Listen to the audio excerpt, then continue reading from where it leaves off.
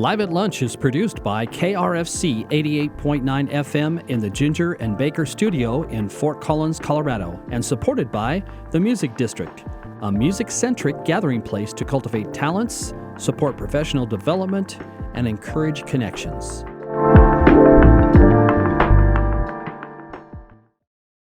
Welcome to Live at Lunch here on KRFC 88.9 FM, streaming on krfcfm.org. I'm your host, David V., and today we have a very special on-site Live at Lunch in the Elizabeth Hotel in the Magic Rat venue in historic Old Town Fort Collins. We'd like to extend a very special thank you to the Bohemian Foundation and to the Community Foundation of Northern Colorado. I'm excited to welcome the Gasoline Lollipops.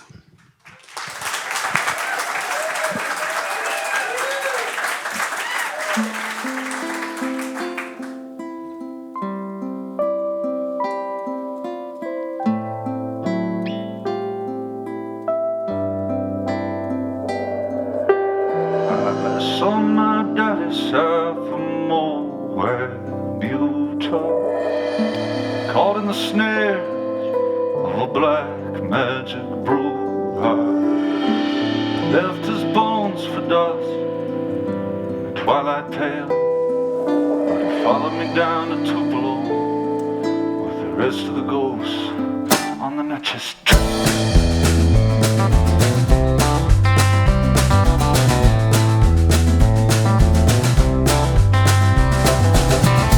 My mama lived in Corpus Christi, used to surf with the sharks in the man of wars out at sea.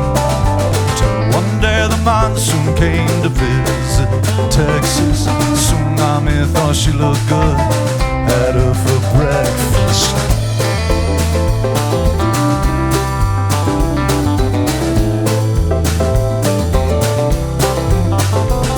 Yeah, nothing's at all what it seems.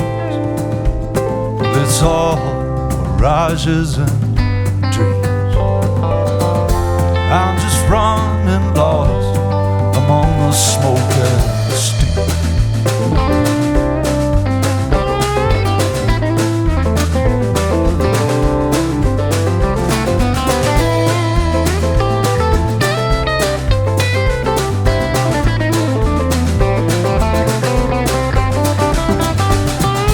Search of a cause, I fell in with the northern crew.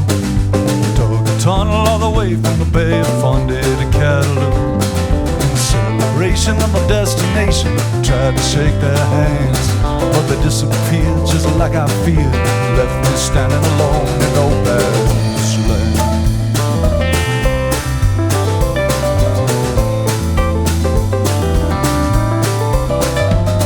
Yeah, nothing is at all what it seems.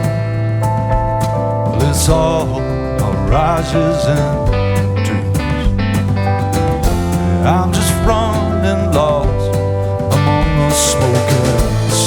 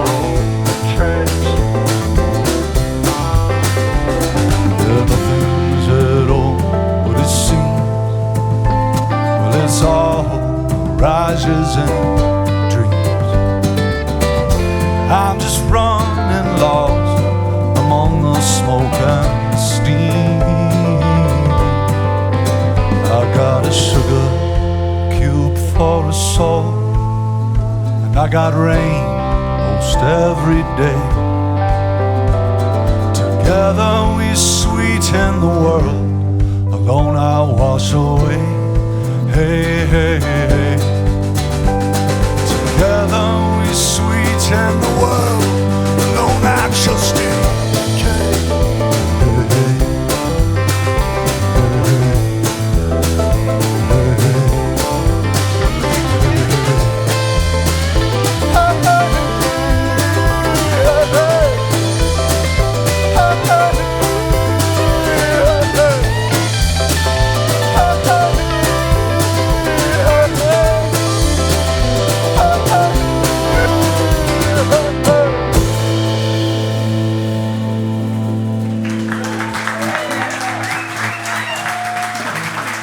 Thank you all. That was Smoking Steam off the brand new album. And let's talk a little bit about that. Of course, I want to introduce everybody. Clay Rose on vocals and guitar. Kevin Matthews on drums. Don Ambery on guitar. And Scott Coulter on keyboards. Oh, so we're down, the release date. Actually, and I don't want to forget Bradley, who is sick today, unfortunately. Bad Brad Morse living up to his nickname today by not being here. COVID-19 gets us all eventually, and thank God he was vaccinated, and he'll be okay soon. Yeah. Fingers crossed. So you just finished the new album. Yeah. Is the release date coming up here within a couple of... It sure is. We're going to be releasing it at the Aggie on the 21st. We're going to be releasing it at the Boulder Theater on October 14th, the week before. So, yeah, you got a chance to see it twice. So, getting back to the name, obviously the new one's called Nightmares, and I'm going to roll off the name of all your album titles: Death, Resurrection, Soul Mine, All the Misery Money Can Buy, and of course, Nightmares. Now, I didn't realize that until today when I look at those and I'm thinking to myself, what's the story behind all that? Well, I primarily just try to write songs for children's birthday parties. And Easter songs, a lot of Easter songs in there. I don't know what the deal is. I mean, Is that a band thing? You guys all come together and decide on a title? No, that's just my own dark experience of life. I thought maybe that might I be mean, the case. I feel like I'm having a full spectrum experience of life. I don't know what the purpose of rainbow songs are. You know what I mean?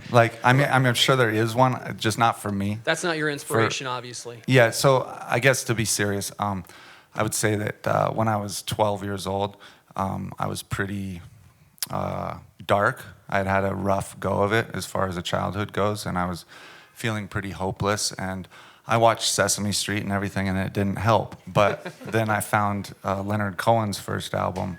And yes, give it up for Leonard Cohen. And when I was 12 years old, it was a blank tape at the back of my mom's closet. I didn't know who it was, and I listened to this thing, and it was the first time that I felt validated. Somebody understood what I felt, and they put it into words, and they made me feel not alone.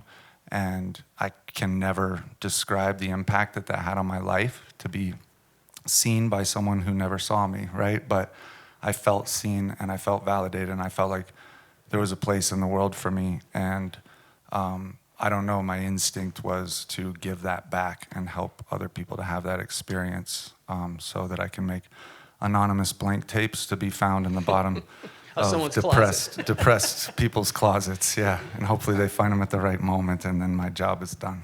Speaking of your mother, I assume your mother and your father were big influences on your early musical, as you just mentioned, tastes. Yeah. Why don't you tell us a little bit about your mother? I know she has an interesting history as a songwriter herself. Yeah, my mom was a songwriter. She is a songwriter. She lived in Nashville for a lot of years. She was originally from Corpus Christi, Texas, and was living in Arkansas when Willie Nelson cut one of her songs on the album Always on My Mind. And the song, Last Thing I Needed, First Thing This Morning, hit #1 on the country Billboard charts. And so my mom moved to Nashville with hopes of making it big. And she played there and gigged there and wrote there for about 20 years. And so I was raised half there and half in the mountains above Boulder by my dad, who was a truck driver, Buddhist. So I'd spent a lot of time in the front seat of my dad's truck with his collection of 30 tapes that defined who he was and his life experience. And I adopted those as mine. And then I spent a lot of time in honky tonks out in Nashville, sitting on the floor backstage watching my mom play through the curtains. So heavily influenced by my dad's records, which were psychedelic rock and folk, and then my mom's Country country and honky-tonk, yeah. Wonderful. Well, what would you like to play for us next? I don't know. What should we play, David? All right. Let's play this one. It's off of our last album, All the Misery Money Can Buy. This song is called Taking Time, and it's about when the means don't justify, or when the, whatever that saying is. The ends don't justify the means, or the means, I don't know. Whatever it is, it's about being my own worst enemy again. It's called Taking Time.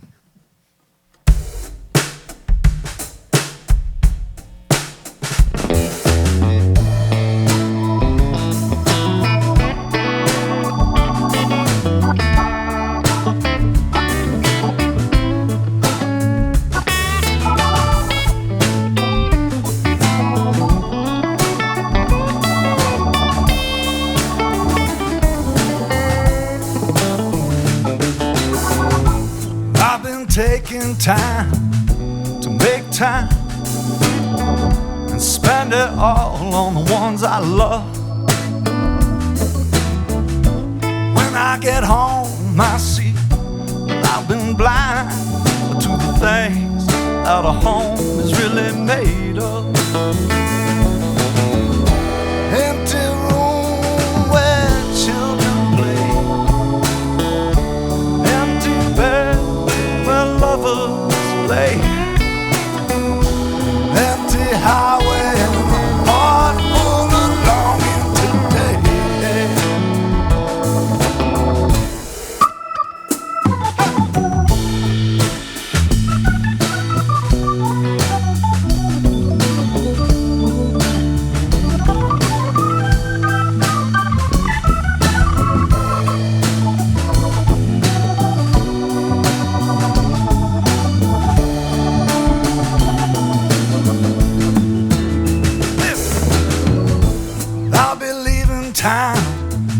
Tomorrow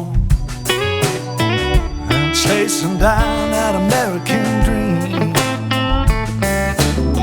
They tell you heartbreak and sorrow are just a part of making the scene.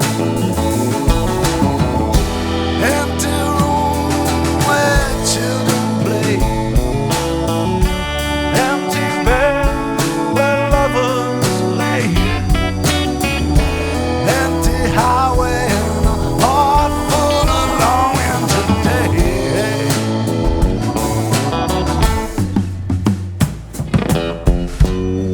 When dawn finally breaks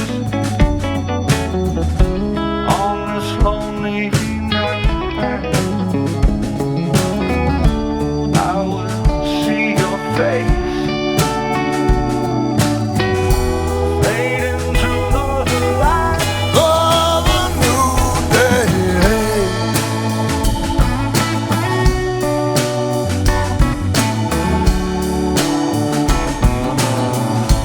Oh, yeah, yeah.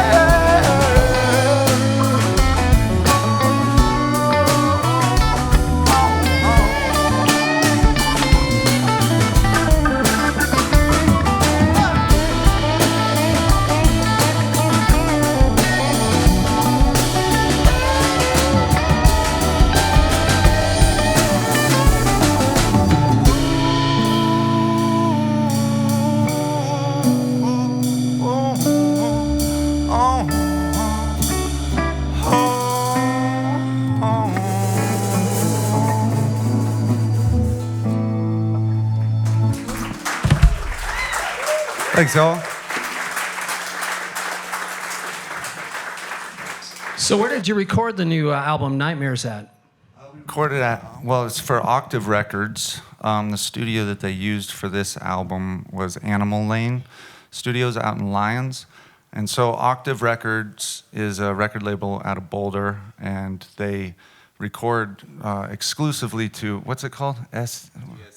DSD. It's called DSD. Right. And it's a super, I don't understand any of this stuff. But Yeah, it's a I had to write it super- down myself. Right.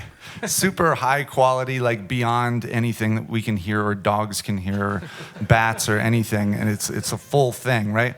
And I can't tell the difference, but it sounds amazing if you got good ears. If you haven't been standing in front of a crash cymbal and a guitar amp for 25 years, then you can hear the difference. And so they primarily do acoustic stuff, right? So we kind of made the album for them.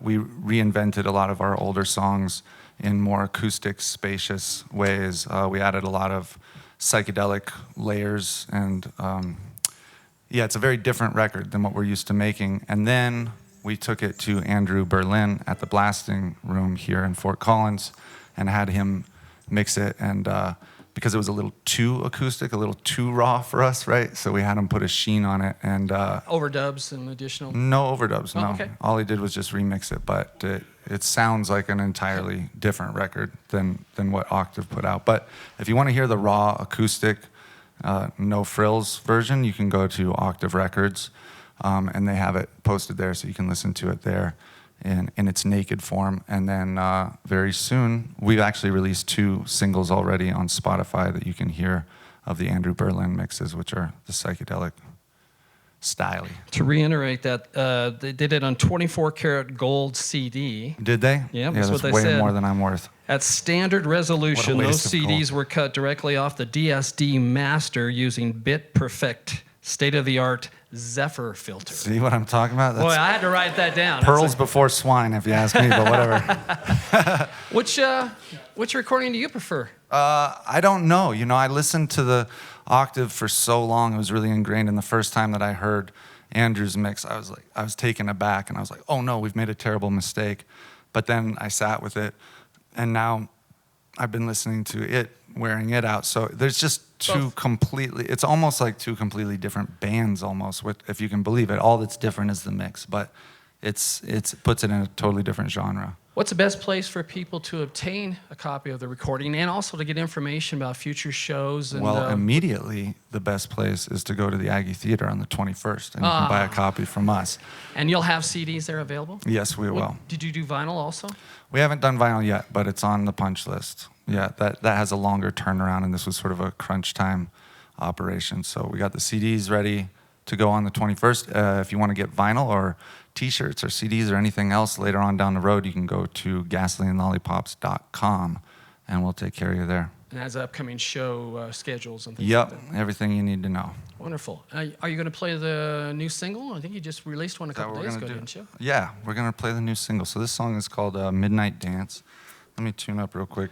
And as I understand it, this has a little bit to do with what you were feeling in 2020 during the pandemic? Yeah, this was written at the height of the pandemic, and the fires were going. The sky was orange.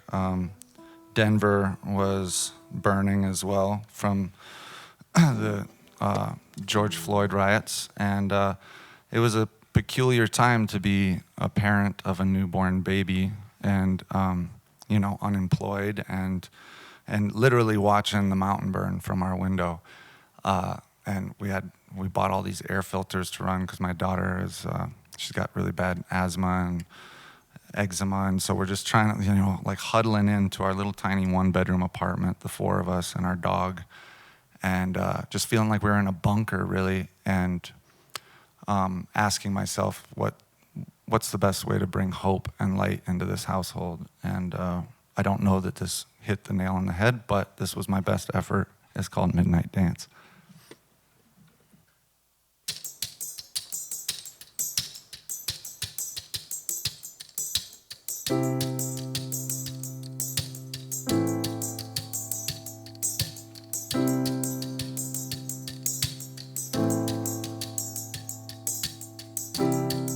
We were born to a line of dreamers. They all did what they could do. They dropped the full weight of their hope inside me, and I see it inside of you. Well, it's a seed that grows the garden, baby. It's a thought that makes the mind so content. Content yourself with dirty weeds and roses tangled up with mine. How about a midnight dance while the children sleep? Lay your head against my chest. We can't save them, they're in too deep, but we'll do our best. Yes, oh, we'll do our best.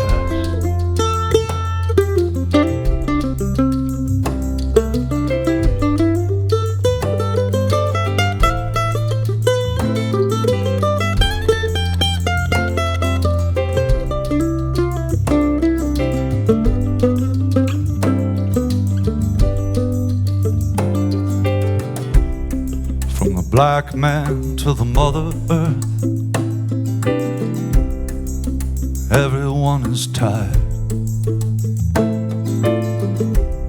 So from Main Street to the mountainside,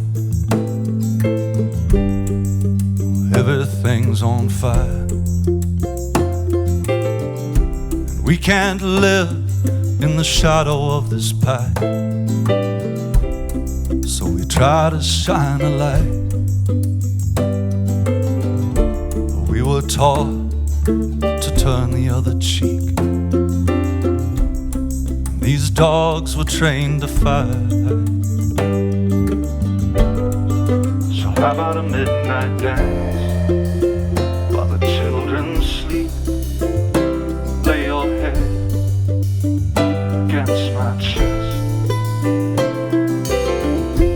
We can't save them, they're in too deep, but we'll do our best. Yes, how about a midnight dance while the world's asleep? We'll put our faith in God to the test. We can't save them, they're in too deep, but we'll do our best.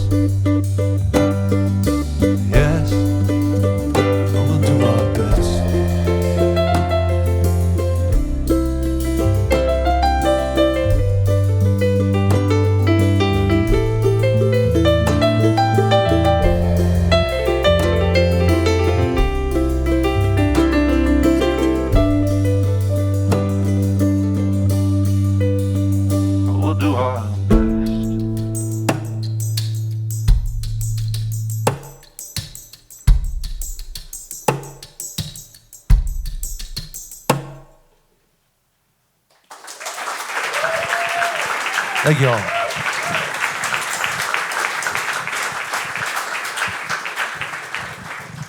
I'm going to speak a little bit with Don over there. How you doing? You get to have your own mic. There you go. It's like a game show or something. Yay! You come find me in the audience. Come on down. Hey. Hey, Don, you grew up in Detroit. I did, yeah. And Research, huh? yeah, you'd think, are you switched on there? I got you on? I am. Yay, there you go. Is this good? Can you hear me? I'll calm down. You were mostly into jazz, though, growing up and playing? Not really. Okay, because... Scott's research probably got mixed in with mine or something. He's kind of that way. I see that. I'm like everything. A Beatle nerd, Rolling Stone nerd. Excellent. I was everything but country until my late 20s when I needed to do it to make a living. Right. And then all of a sudden I liked country music. Yeah. I was just going to ask you how you ended up in an alt country band. With, I would think you'd have Motown and all kinds of influences from being up in the Detroit area. I lived in Chicago from the late 80s off and on through the beginning of this century. And that was kind of where all that stuff was happening. So I was part of that, even though I was in an alt rock band. It was the time when rock bands were covering Hank Williams and, you know what I mean? Yeah. Billy Joe Shaver used to come and play this place I played all the time. So you played with some blues greats too? Yeah, so that was later in Chicago, right? Little patches here and there. I never had the gig with XYZ, but I played gigs with people that I won't mention because it sounds cheeseball. No, it's interesting. And so you went from Detroit to Dallas. To go to school, yeah, Denton. And your music degree was in? Jazz. Ah, but that's, see? you know, they don't really have Rolling Stones degrees still, so. And Dallas was a little too small for you, so you went up to Chicago? You know, I don't know if I'd say that, but I had, you know, growing up in Detroit, Chicago is where you go, you know. Yeah. I'd imagine if I grew up in New Jersey, I'd end up in New York or something. But So, yeah, Chicago's still great. It's, you know, there's everything in the world there, and it's still kind of affordable, and still, you know, if you can put up with the winters. What would you say your place. big musical influences or mentors were when you were growing up? Growing up, probably different, and this will give you fuel for your jazz fire. I really was a Pat Metheny fan. He was very big at the time. Our executive director, Jen, loves Pat, by the way. Amazing. Kevin and I and Brad just went and saw him a little while ago. Still amazing. I mean, I don't know. I can think of guys, you know, like I'm very into this guy, Danny Gatton. Who, yeah, got he's rest an may unknown rest in genius. peace, but a Yeah. fabulous. But that's guitar really player. not until more like early '90s. So when I was a kid, I don't know, you know, fog hat stuff. I mean, you know, like You know what? just. They came from Savoy Brown and another great blues rock band, you know? I mean, that kind of thing. You know, Yeah. I like Zeppelin. I mean, like everybody liked all that So stuff. you were more into rock and blues rock. Yeah, I mean, I also am at the age where metal hit, and I was an anti-metal guy for a long time. I wouldn't touch it and made fun of people and stuff with their goofy girl clothes and everything. But, and then at some point I gave into that too and played that gig a little while. Got to make a living. So how did you find yourself from These Chicago guys- well, to Colorado? So starting in like maybe about 93, like I say, I started playing, as I call them, boot scootin' boogie gigs, you know, hat band gigs, because they're everywhere and you can play them all the time. You still get four-nighters out of them and stuff like that. And I like a lot of that music. Some of it I really love, you know. I'm always bugging these guys with stuff that when people start dissing pop country, I'm like, well, yeah, but... Listen right? to these guys. Yeah, Al Ketchum or somebody like that, you know what I mean? So that somehow at some point morphed into playing more alt country, you know, it was always on and off. And then at some point, I guess the Trump revolution happened and I couldn't play country bars anymore. The hostile territory. I don't know if that's cool to say here, but I said it already. Yeah, more power to you. So yeah, here we are. I can still, you know, luckily pop country is now pretty devastated. So I'm not missing So alt much. country is the way to go. Yeah, I'm a huge Wilco fan, Sun Volt, all that stuff, and that's a lot of Chicago. Oh, you know. Wilco's new We album's got to a open perfect for the example. Jayhawks. They were heroes of mine. So how did you guys get together? I've never asked that question. Well, I was playing with a singer-songwriter who's no longer here. He's out in New York, named Todd Edelman, at the Gold Hill Inn.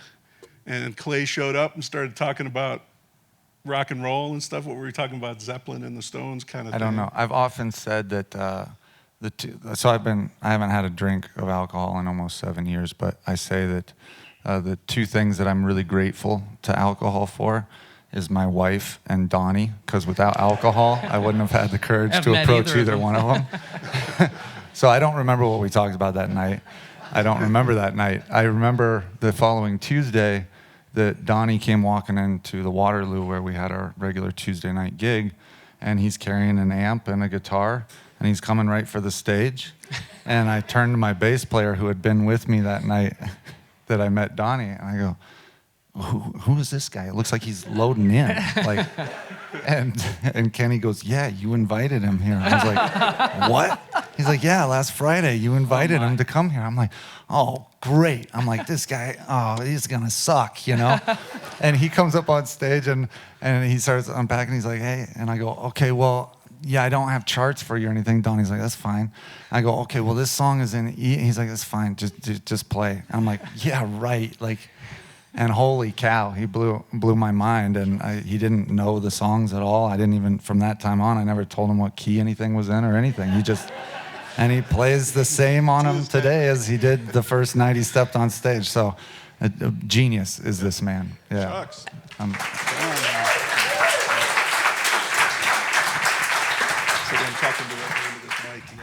And you guys are still playing the Gold Hill Inn.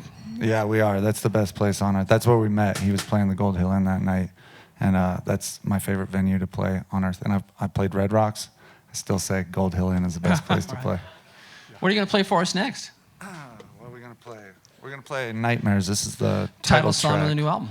Title track off the new album. And speaking of not drinking for many years, this song is about a recurring dream or nightmare that I have where the last 7 years was just a dream, and I wake up back on the first day of my sobriety, and I'm not sober, and it's all just been a sweet drunk dream. This is called Nightmares.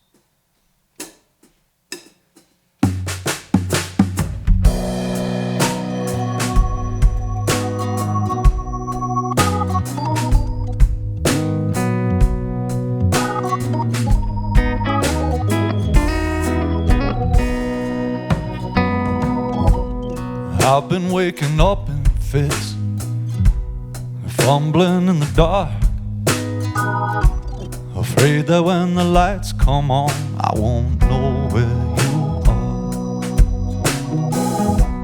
Like all the years since I got clean, had just been a sweet drunk dream, and everything we built was just smoke and steam. I got nightmares feeding on my fear and hope, telling me right there where I was years ago. They say a man can't change no matter how hard he tries. They say some birds just weren't born to fly.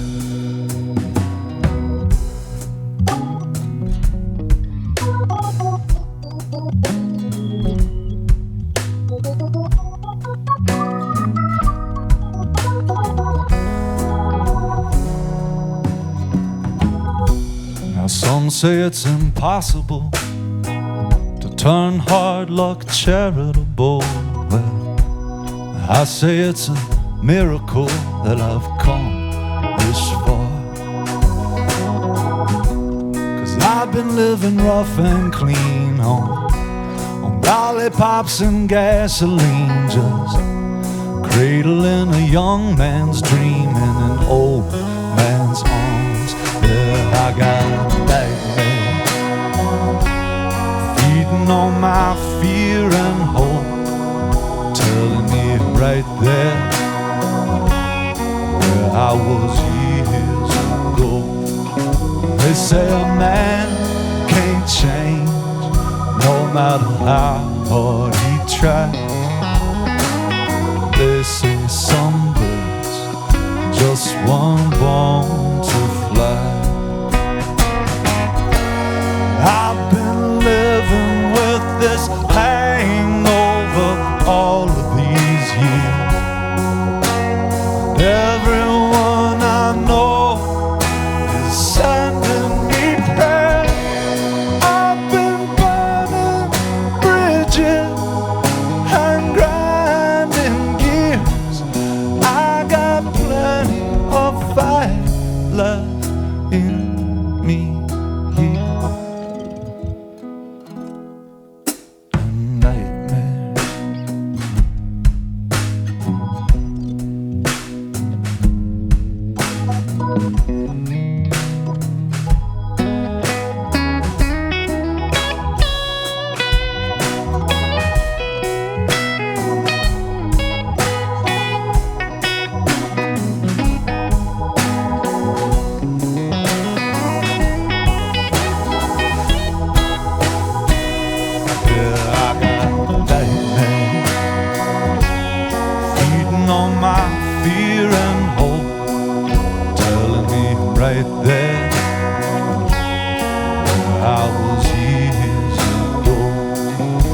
Say a man can't change no matter how hard he tries. They say some birds just weren't born to fly. They say a man can't change no matter how hard he tries.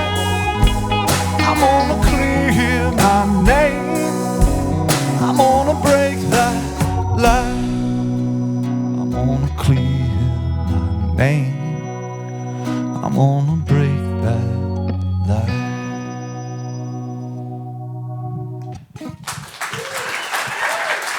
Thank you all.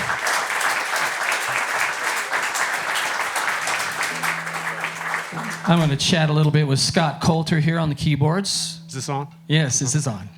Scott, you're a fan of the Hammond B3 organ, I am a fan of the Hammond B3. and that's Particularly sweet to today, me. because we don't have a bass player. Yeah. Now, are you? Do you haul around an actual Hammond B3 with you guys and Leslie and all that when you tour? No. right. No, I've never actually had the real thing. I've played the real thing a lot, but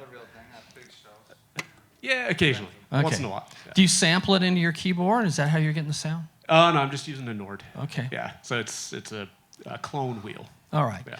So you and Clay have been buddies since you're like, what, 5 years old, is it? Mm-hmm. That's a Yeah. long time to know anybody. Yeah. Yeah, we went to grade school together until, when did we lose touch? Like 6th grade? Mm-hmm. Yeah, so we parted ways in 6th grade, and then we weren't in touch for about 25 years, something like that. Uh-huh. And we got back in touch, actually. I was in town right when you guys were recording Soul Mine, and Clay popped into my head, because even as a kid, man, he's just wild. And I always figured, as a 5-year-old, I figured, man, this guy's gonna like flame out or he's gonna do something amazing. He's not gonna do anything in the middle. It's somewhere on either end. So come to find out, he almost flamed out, and then he did something amazing. So, yeah. But yeah, I came in town. I reached out to him on Facebook because I just wondered, what is Clay Rose doing? And he was recording, and we needed keyboard parts. So I laid down the tracks on Soul Mine. It was the craziest thing though, because Scott and I had recently connected on Facebook, just like friend request. We didn't chat or anything, but he was posting all these daily videos of him like playing the Rhodes and stuff, and I'm just like, oh my God, because he killed back in the 3rd grade. He was playing Scott Joplin in the 3rd grade. Wow. But then exactly. But then he's posting all these things, him playing Ray Charles and stuff. I'm just like, wow, this guy's amazing. And we were recording, and I showed a video to Donnie in the studio that day. I was like, look at this guy. He's in Philly right now, but man, wouldn't that be cool to have him record on this? And Donnie was like, that would be awesome. And literally within 5 minutes, I got a text from him, and he's like, hey, I'm in town. What are you up to? And we hadn't talked in 20 years. I was like, come over right now and lay down on this. And he Talk did. about karma, huh? Yeah. Did I know it was within 5? I don't know it was within 5 Yeah, minutes. it was instantly. Wow. Instantly. Yeah. Well, there you go. So you have a degree also in jazz. I do. Yes. Yeah, and I was a jazz nerd as a kid. I was an absolute jazz. I missed Nirvana. I missed every single popular band that was around when I was in high school. But yeah, I was a huge jazz nerd, and I ended up out east because I went to New England Conservatory for jazz piano. Was that influences from your parents that got you into jazz No, originally? both my parents are tone deaf. Oh, really? My grandmother played. My dad was a visual artist. He couldn't even keep a beat to like a Sousa march. It was amazing. Yeah. So that's interesting that you drifted towards jazz. Mm-hmm. What would you say was that influence that got you going that way? I don't know. I think Because it's not like you turn it on and every station's playing jazz. yeah. No, I think the closest I can come is both my parents were very, very kind of spiritually curious people, very, very much thinkers. And so that's kind of what I heard in jazz is just, like Coltrane and Ornette Coleman and that kind of almost subliminal spiritual quest in jazz that really hooked me. And I just got deeply into it. So what brought you from Philly to Colorado? So my wife and I moved back last July. I grew up out here, and we'd been talking about moving back forever. And I think, Is she from here too? No, she's from Dayton, Ohio. Okay. Yeah. But I think it just, I don't know, we just looked at each other one day and said, it's time to do it. So we did. The pandemic kind of disrupted everything, gave us, tossed everything up in the air, and we're like, well, let's move. It's going to land differently anyway, so now's the time. Yeah. Excellent. So when it comes to songwriting, do you guys take Clay's lead, or do you guys all put in a little bit here? Does somebody come in with lyrics and you build the music around it? What do you guys do? I mean, on All the Misery Money Can Buy, there was a few songs that were collaborative in the music end of things. And on that record, I also collaborated with my mom. on some of the lyrics.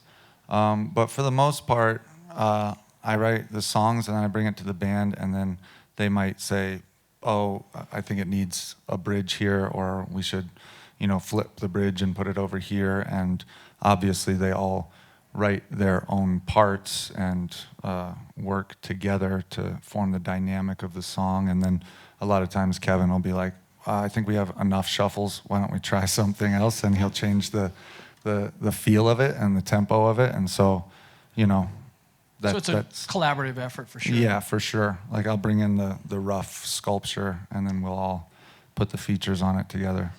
Sounds like a way it should be in a band. It seems to work. Keeps for everybody us. involved. Yeah, it's been working for you guys. Yeah. What are you going to play for us next? So this is a song that was originally on Resurrection as a shuffle, but we have enough of those, don't we, Kevin? And I actually didn't originally write it as a shuffle. I wrote it as a waltz, and more than that, I wrote it as a study in John Prine. And I was like, I wonder if I could write a John Prine song. And so this is my best attempt to write a John Prine song. It's called Jesus Ain't Dead.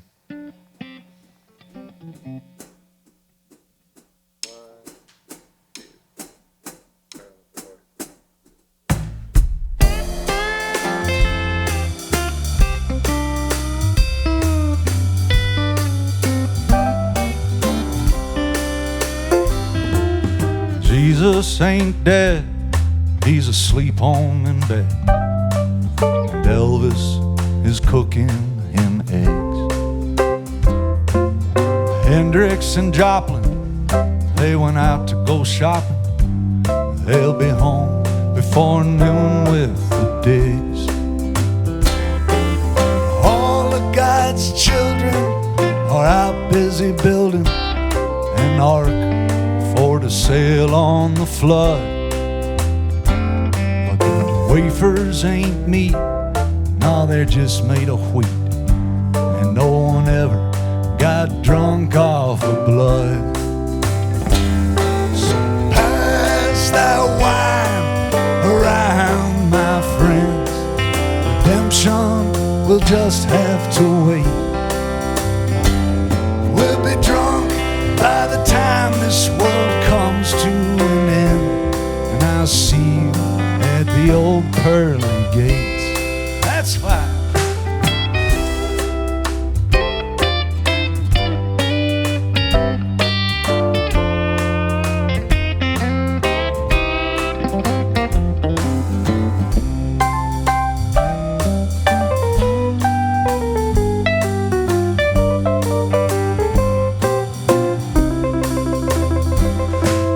Kurt Cobain, he's snorting cocaine with Jim Morrison at the bar. Supper's getting cold, and Elvis said, I done told him. Jesus said, this time they've gone too far. All of God's legends are out busy pledging their souls to the path of the past. Jimmy and Jim, Kurt and Janis Joplin all laugh loud, but the Kings both laugh last. They sing, pass that wine around, my friends. Redemption will just have to wait. We'll be drunk by the time this world comes to an end, and I'll see you at the old pearly gates. Jesus ain't dead, he's asleep home in bed, and Elvis is cooking him eggs.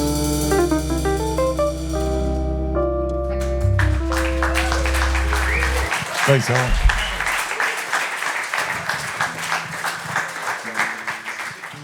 We're going to speak with Kevin Matthews here. And just to beat this horse to death, Kevin, you've got a musical degree, and what's it in? Oh, we're well educated here at the Gasoline Lollipops. It's jazz. I guess if I'm going to be really technically correct, I got a music degree with a classical music focus. Ah. But I do still, to this day, play a lot of jazz, too. You've actually performed with a lot of big-name jazz artists, as well as Americana Carrie Newcomer. You played with her? Yeah, I did a record with her, yeah. Yeah. Well, that's a big thing. Yeah, she was great. That was through my friend Jamie Stone, who I also work with a lot, lives in Longmont, Canada native, lives here forever. And yeah, I guess I've gotten to play, I feel lucky. I've gotten to play with a lot of... Well, speaking of Canada, you played with some Juno Award winners. Are you originally from Canada? No, but I'm trying to, trying to get on that train. They got that grant money, Where were you from? I grew up in Denver. All right. Yeah. A native. There's so very few of us. I suppose so. Are you? Also? No. Okay. So few of us. I have It's to be okay. honest. You can stay. I was born in California. There you go. Oh no, it's okay. Come on. Yeah. Everybody's you're gonna love welcome. This. I grew up in Nebraska, Ooh. My mom's from Nebraska. but I've lived here so long I feel like a native. So there you go. Oh yeah, everybody's welcome. So I have to ask. I mean, with all these like jazz and classical influences, how did you guys all end up in an all-country band? I mean, it seems pretty interesting, I would think. I went to the School of Hard Knocks. There you go. And I did not major in music. All right. So I don't know how these guys ended up with me. I have no idea. I don't know what I'm doing up here. Half the times I don't know what chord I'm playing. I don't know. Somebody told me that that's a good mix, though. If the front person doesn't know what they're doing, that's better. Well, I mean, for me, it was our bass player, who sadly is under the weather, couldn't be here today, Bradley, who kind of introduced me to the group. And I had known Bradley because of some people we both knew in the like jazz community, but also in the sort of bluegrass acoustic music community, which everybody here, I'm sure, is aware is a big thing in Colorado. So, and for me, I always loved folk music, and I always loved like a good sad song that you could just cry to. I mean, it's still one of my favorite things, I started playing with these guys, and like Clay is a fantastic songwriter. And then I also get to play with these other fantastic musicians, and everybody kind of brings something nice to the table, I think. So how long have you been with the Gas Pops? What, 4 to 5 years-ish at this point? Yeah. And that was the thing, too. It was already kind of an established thing, in a sense, by the time Bradley asked if I was interested. And that was kind of interesting, too, to step into all the old repertoire that was there before and try to make it mine and ours, and also contribute to the songwriting stuff going forward. It's kind of a little bit of a balancing act, but at this point it feels like we've all kind of coalesced into a nice family. Cohesive package. Yeah, it's nice. How often does the Gasoline Lollipops play, would you say, a week?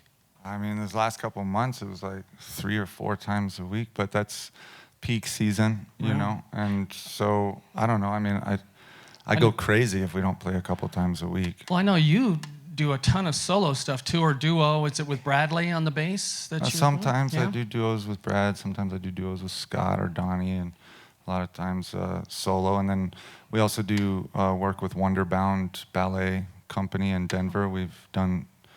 I did one ballet with the Gas Pops and then one ballet with the Widow's Bane for them, and they want me to write them another all-original ballet. So I'm working on that, and then I'm doing a one-man show type thing that's going to be touring in the spring with this playwright from Boulder he wrote this play called Grace, and it's a one-man play, and I'm the live soundtrack to that. So... yeah, I got a lot going on. I don't really know where I'm going, but I'm going. You're going someplace. Since you just brought it up, I was going to ask you a little bit about Widow's Bane. I know, obviously very popular with Gas Pops fans. I know when we had Widow's Bane in for a Live at Lunch here a few years back, our cheeks hurt for about a week afterwards laughing so much. I know you kind of had to put that to rest. Could you tell us a little bit about why? Yeah, I mean, so it was therapy, basically. Like, the formation of that band was to get me through a rough patch with the wife. I needed to say a bunch of stuff I couldn't say to her face, so instead I said it to thousands of strangers. Through amplification. And also I was clean and sober back then when we hit this rough patch, and I didn't want to relapse, but somebody needed to relapse, so I made this alter ego, and he would drink coffee out of a bottle of, it was a rum bottle, but it was filled with coffee. But I would act like I was completely drunk, and I would act completely narcissistic and nihilistic and all the things that I had the urge to be, right? But I couldn't in good conscience. So I made a character that could exercise those demons for me. And then once the demons were exorcised, it just became sort of a dangerous affair, playing with fire. And it didn't take me to a heightened state. It took me lower. And so I gotta watch out for that, because I'm precarious at best on my very best. It's gone. Day. It's not coming back. I don't know. It depends. Like, if I get to the point where I'm about to actually drink, I would rather go pretend to drink as Mortimer Leach. Yeah. So we'll see. All right. What are you gonna play for us next? What are we gonna play? Dawn. We're gonna play Dawn. You gonna do it the new way? Yeah, the new way. The New Way. I don't remember how it goes. Here we go. Let's try it. You told him what key it was in. We'll turn over a new leaf. 1, 2.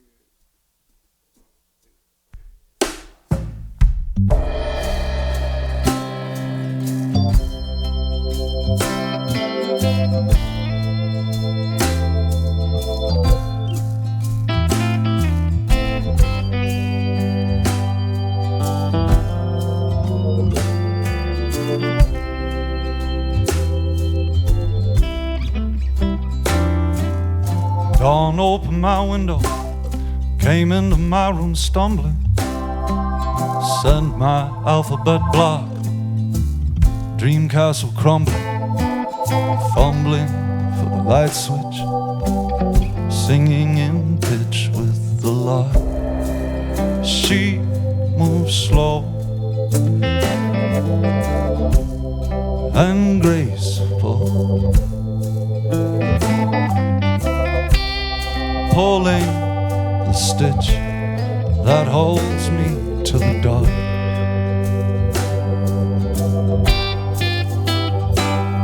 I stood stark and bare against the morning like a babe, the cool air bewildering like freedom on a slave. I was saved beyond all reckoning or repair. She moves slow,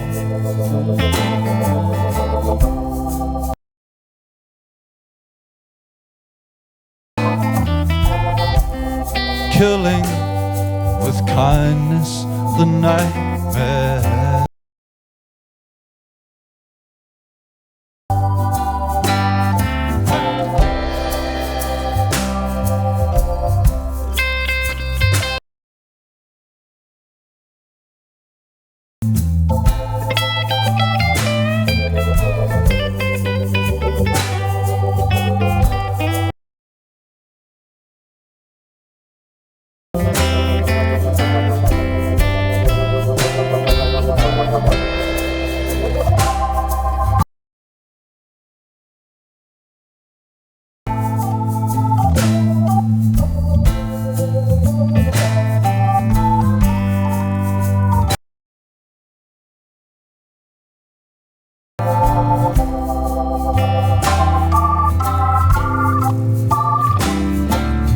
Dawn opened my window, came into my room stumbling, sent my alphabet block, dream castle crumbling, fumbling for the light switch, singing in pitch with the lark.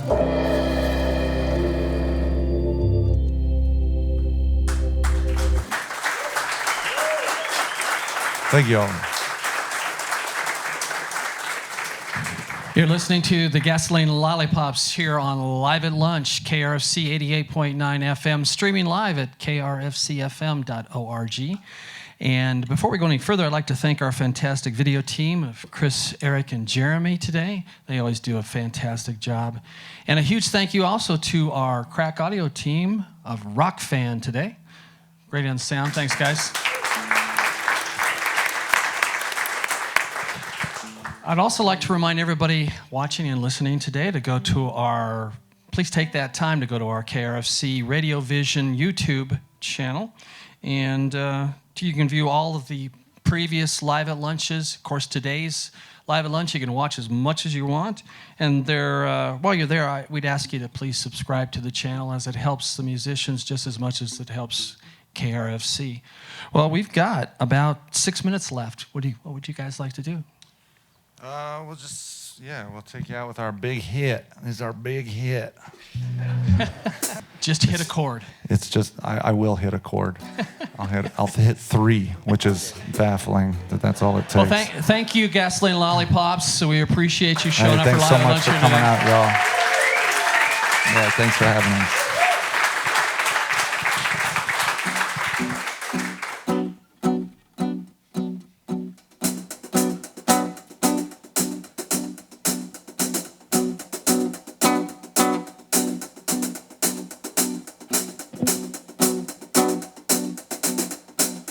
When you send me packing down the Green River Valley, I know that if you couldn't, then no one would have it. Lost myself drinking with those stray dogs in the alleys till the whiskey soaks my bones.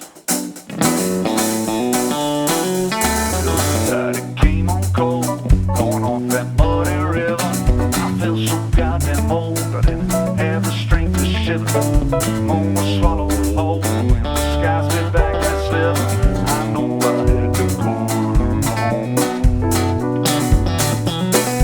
Love is free, so take all you can.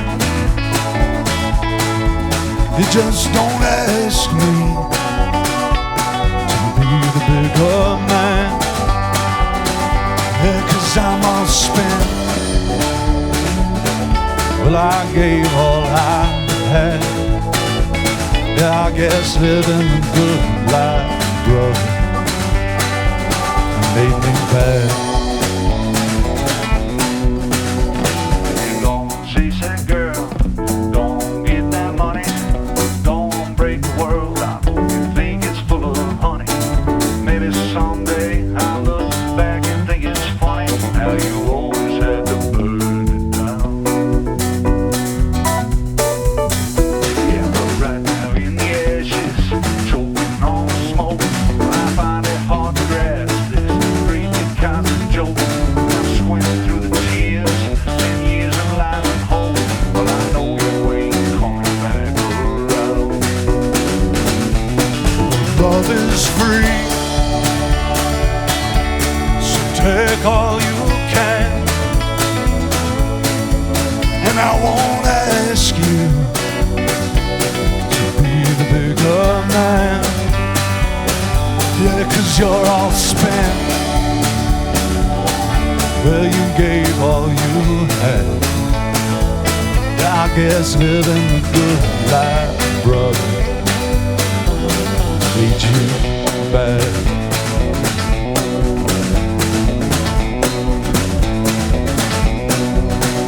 Older, below, and got above.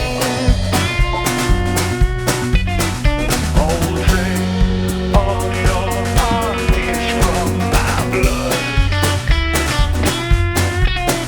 Yeah, show me what I'm really made of.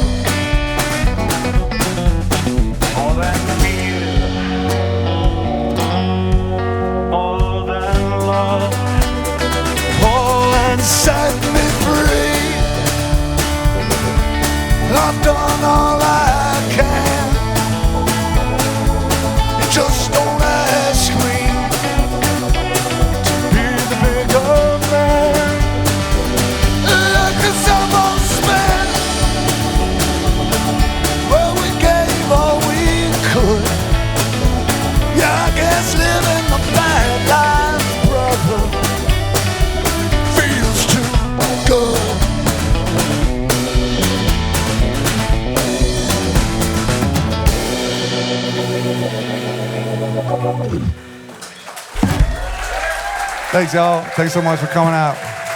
The Gasoline Lollipops, we love you. See you at the Aggie Theater on the 21st.